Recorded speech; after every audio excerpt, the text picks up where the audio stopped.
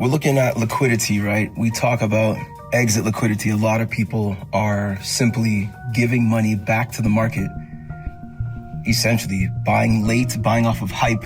We already talked about this. We already know this is the case.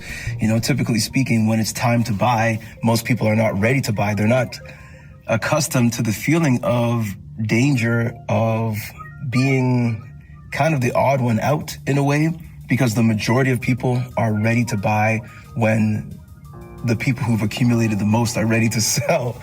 So of course we look at media as one of the major culprits for this type of encouragement. They'll tell you that this law is being passed and this huge coin, maybe Bitcoin or Ethereum or XRP is going up X amount of percentages or has gone up this and that.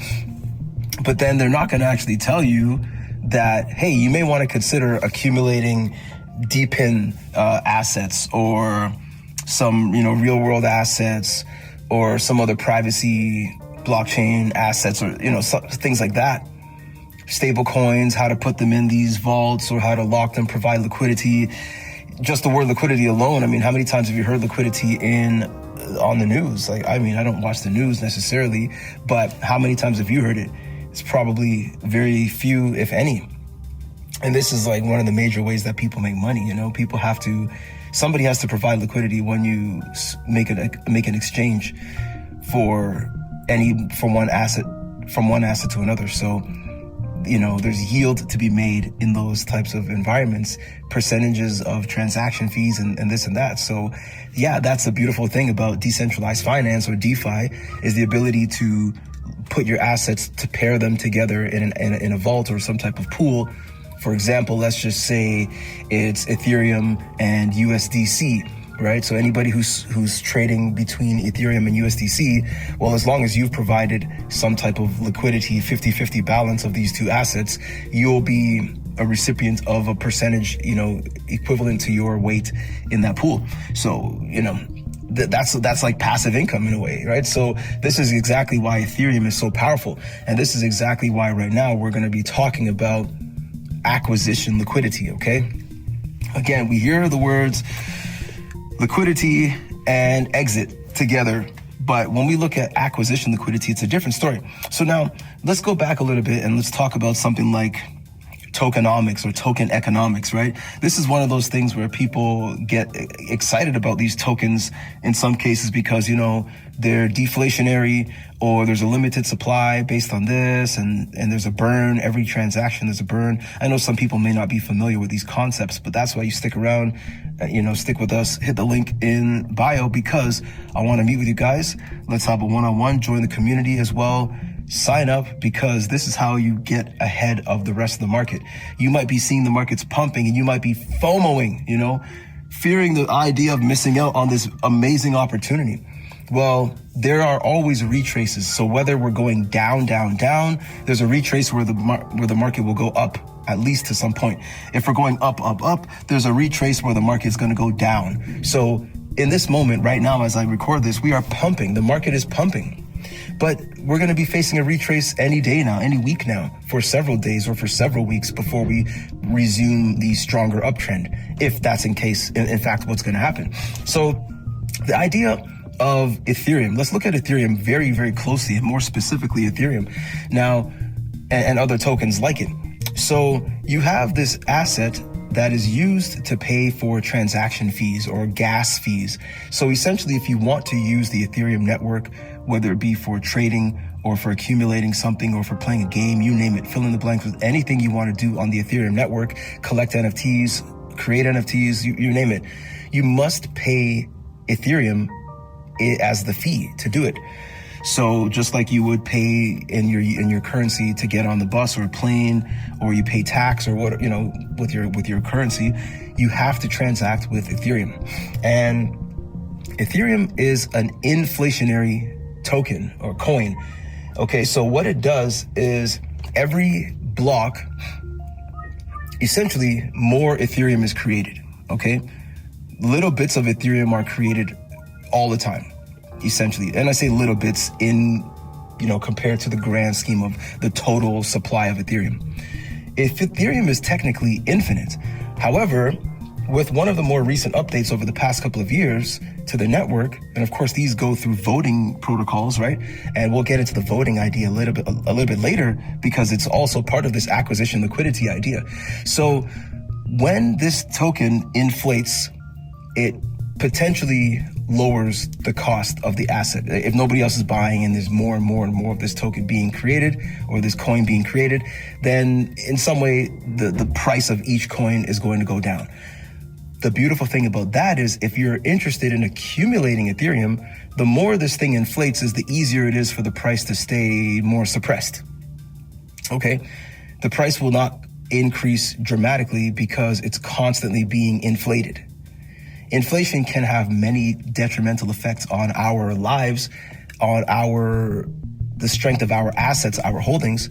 But if you actually want to accumulate something over the long term, like you want a chance to get in and get your piece of the pie, you may actually want this thing to inflate, because again, as it inflates, it creates more of the supply, which dilutes the value of every other token or coin in the supply. So with Ethereum, the more transactions there are on the network, the more it deflates. So the lower the issuance is based on the amount of transactions. So more transactions means less issuance of the token. Less transactions equals more issuance of the token. So to my view, Ethereum is being suppressed in some way. I can't really claim this and say it's a fact. However, if you think about Ethereum and you look at something like Bitcoin, and let's also look at something like XRP. People hate XRP, people love it. Those that hate XRP don't like the idea that they can essentially just create this token out of thin air. At the same time, there are people who want, institutions, let's be more specific, who want to accumulate XRP. There are institutions who want to accumulate Ethereum. Why do they want to accumulate Ethereum? Well, let's go back to this whole idea of voting. If you want to make changes to the network, perhaps the types of fees that are created on the network, perhaps the way the fees are distributed to different holders, or to how it's being used, percentages, voting on different types of upgrades, new technology, different access, limitations, you name it. If you want to actually have a say in this ecosystem on this chain, you will have to have a strong percentage of the supply. How do you acquire a lot of Ethereum to have a bigger voice in the voting system without the price being, without you having to buy more at higher prices? Well, you create an environment where you create, let's say, layer 2s, where you can actually offload the transactions onto a separate layer. So I'll give a quick understanding of layer 2s in case you don't know super quickly. We'll dive into it later. Drop a comment if you want me to go more into layer 2s so you can understand, if you need to understand a little bit more. But essentially, this is like, let's just say, I don't know, like a shopping mall. The blockchain is a shopping mall, and the other stores that are outside of the shopping mall in the parking lot, let's just say, for example, those are layer 2s. They benefit from maybe from the security of the parking lot of the mall, and maybe they pay a lower rental fee because they're part of the land, and different things like that. The point is simply, with layer 2 blockchains that are on Ethereum and other chains, but specifically we're speaking about Ethereum, they essentially get their validation, their security from Ethereum, the main network, but they are a blockchain of their own. But again, they are built on top of, connected to Ethereum. And what they do is they allow for transaction speeds to be much faster. Not that Ethereum has such slow transaction speeds anyway, but they allow for transaction speeds to be faster, but they also allow for transaction fees to be significantly lower. Like very, very significantly lower than transaction fees directly on Ethereum. So Ethereum is likely going to be used for other more secure storing of different data, like, as we always mention, like real world assets, things like that. There are a lot more use cases for Ethereum that will continue to persist, but you'll notice that a lot of the daily activity for in and out swapping, in and out activities, gaming, things like that, trading, perpetuals trading, things like that those are going to occur more on the layer 2 because they're faster and cheaper. But if you create an environment where people are paying less for transaction fees on a layer 2, and they're bundling these transactions into a package to verify on Ethereum. And the narrative in the media perhaps is that Ethereum is slow, or that Solana is better, or that some other chain is faster, and this and that. Eventually, at some point in time, Ethereum is going to have less shine in the mainstream and less adoption on a whole. But all the while, institutions like the US president and his family and their institutions, their businesses that they're creating, they're essentially all, I don't want to say all, but they're essentially on the Ethereum network. So Ethereum is being adopted and accumulated every single day by the US president and his family and so many other institutions, banks, you name it, so many institutions. They're accumulating Ethereum while the price is kind of stagnated. And the beautiful thing about that is, like I said, because there are less transactions on the network, there's more inflation. Because there's more inflation, the price is kind of prone to go down slowly or just kind of range in a small accumulation zone. And that's what we've been seeing for several months and maybe even longer. So I wouldn't be surprised if Ethereum just consistently stays in this zone for another 5-6 months. Maybe it steps up to another level a little bit higher and accumulates a little bit more, because people want Ethereum. The more transactions we get on Ethereum is the less issuance of Ethereum there is.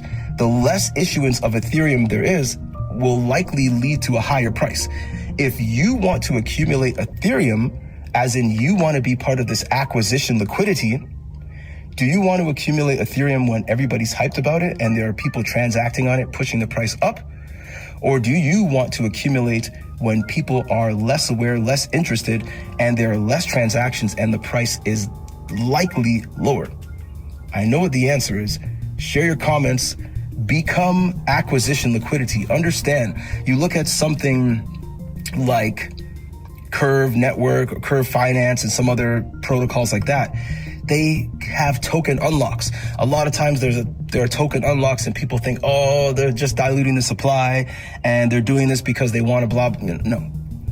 If the token economics or the tokenomics are sound, you want this token to inflate at a reasonable rate based on the amount of adoption that they anticipate or that they are garnering. So more adoption, more inflation is actually a good thing if you are into more accumulation. So again, are you going to be exit liquidity or are you going to be accumulation or acquisition liquidity? Make your choice. Catch you in the next one.